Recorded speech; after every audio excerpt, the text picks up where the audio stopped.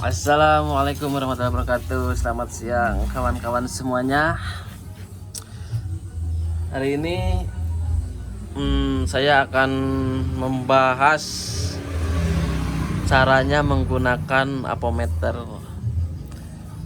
Saya khususkan ini buat pemula ya, soalnya masih banyak kawan-kawan di sana yang belum tahu dan belum ngerti gimana caranya menggunakan apometer. Ini saya bikinin video ini khusus buat pemula. Jadi emang di bengkel itu kegunaan apometer itu sangat banyak fungsinya. Sebelum kita lebih lanjut mengenal apometer itu alat untuk mengukur tegangan listrik pada beberapa aspek. Apometer ini banyak dimanfaatkan sebagai alat ukur yang digunakan pada bidang kelistrikan, otomotif, dan elektronik. Dan apometer ini singkatan, yaitu dari ampere volt-o-meter. Jadi alat ini bisa digunakan untuk mengukur arus AC, bisa digunakan mengukur arus DC, dan banyak beberapa bagian di tombolnya. Seperti ini adalah tombol power, dan ini adalah cara mengukur resistansi, pengukuran resistor. Di sini pengukuran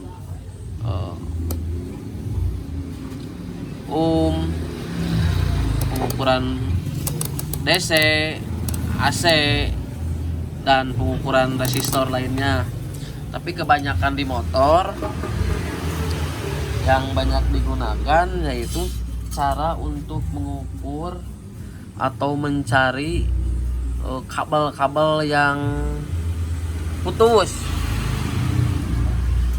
Kabel-kabel yang putus biasanya kalau di perbengkelan mencari di mana titik yang putusnya.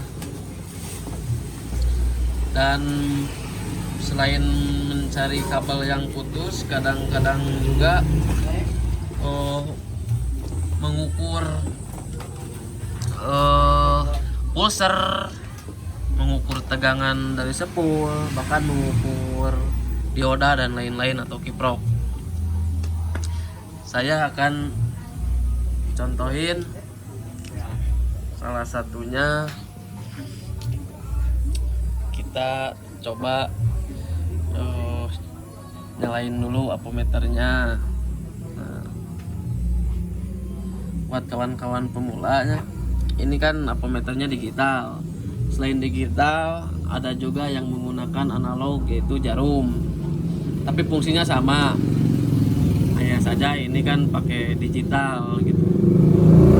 Dan menurut saya selain lebih enak, juga ini dilengkapi dengan fitur protect. Jadi kalau kita seandainya salah menempatkan selektornya, maafnya ini namanya selektor, alat untuk merubah-rubah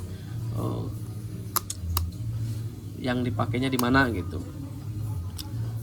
Kalau misalkan kita ngukur AC malah di DC, nah ini otomatis ada protektornya, jadi kemungkinan tidak akan langsung rusak. Nah kalau kita ngukur jalur yang putus atau yang tidak, kita bisa di lambang ini atau di ohm, ini namanya biasa kalau orang bengkel bilang. Jadi caranya kita bentar dah, maklum ini apometernya udah berumur.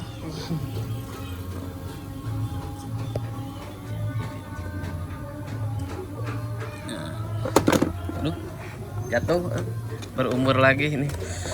Nah, ini kalau diginiin ada bunyi, terus ada menunjukkan suatu benda terhubung. Contohnya ini. Jadi kalau misalkan di motor kita ngecek kabel, seumpamanya ini kabel di motor misalkan, kita cek bagian ujung misalkan ada yang warna merah, kita cek ke bagian ujung yang satunya lagi. Ntar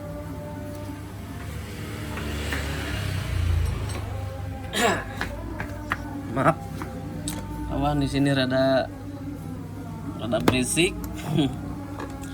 Nah, contohnya kita ukur kabel bodi nih, ada yang putus misalkan, atau dicek mana sih yang putus, yang ujung merah misalkan, ujung merah apakah putus atau tidak misalkan. Kalau misalkan ada pergerakan atau bunyi, oh berarti ini bagus, berarti kabel dalam keadaan terhubung gitu maksudnya. Ini terhubung. Bagaimana apometer digunakan pada bagian part motor yang lain? Semisalnya saya mengecek pulser. Ini pulser punyanya Mio kalau nggak salah. Kita ceknya sama gini. Tempelkan pada kedua timahnya atau nanti kabelnya. Kalau misalkan di motor kabelnya kita tempelkan begini, nanti akan menunjukkan nilai dari pulser itu sendiri. Sudah ada menunjukkan nilainya, kita coba ketok pakai obeng sedikit atau tempelkan obeng pada pulsernya. Biasanya kalau bagus ini bakalan ada pergerakan, contohnya gini. Nah, ini berarti dalam keadaan pulser baik-baik saja. Soalnya kan nanti yang kenanya itu dari magnet tuh ada semacam benjolan gitu. Nah, ini cara mengukur pulser. Tuh. Ini kan diam, kalau di sini kan ada tuh perubahan. Ini untuk bagian pulser. Untuk bagian-bagiannya lainnya juga, kayak misalkan di motor tuh kita untuk mengecek tegangan nih. Di motor itu kan arus yang keluar dari kiprok biasanya kan DC, makanya kita harus dioperkan ke selektornya ke DC pole. DC pole itu lambangnya ini. Nah, ini DC pole. Berhubung misalkan di motor mah 12 pole kebanyakan dari jalur aki, ya kita cari amannya saja di 200 misalkan atau di 20. Kita coba mengukur aki, contohnya saya ada di sini contoh aki. Ini aki di sini nih. Kita tes akinya. Berapa tegangannya kita lihat tuh di sana. Ini dalam posisi di DC pole 200. Kalau kita kebalik, misalkan ini harusnya kan ini plus, yang merah ini min. Ini saya coba kebalik. Nanti akan ada kode di sana. Tuh 12,8 min, itu berarti artinya itu kebalik. Ya. Kalau misalkan ini masanginnya ini di min, yang hitam dan yang merah di plus, maka hasilnya akan 12,8 tanpa ada tanda min. Kalau itu untuk mengetes DC. Tapi misalkan kalau kita ngetesnya AC, listrik yang keluar sebelum kiprok, contohnya dari sepul, kita tek. Nah, nanti kita arahin saja ke sini. Ini adalah lambang untuk pol AC. Mau ngecek tegangan dari sepul atau mau ngecek tegangan dari listrik.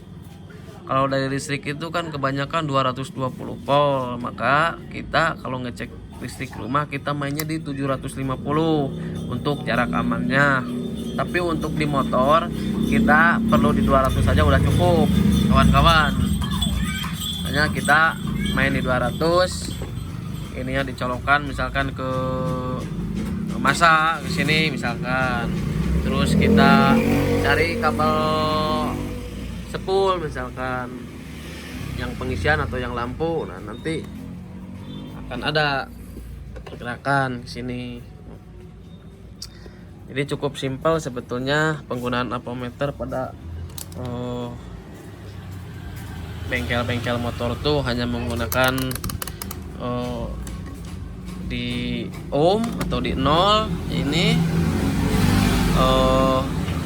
disable atau di AC.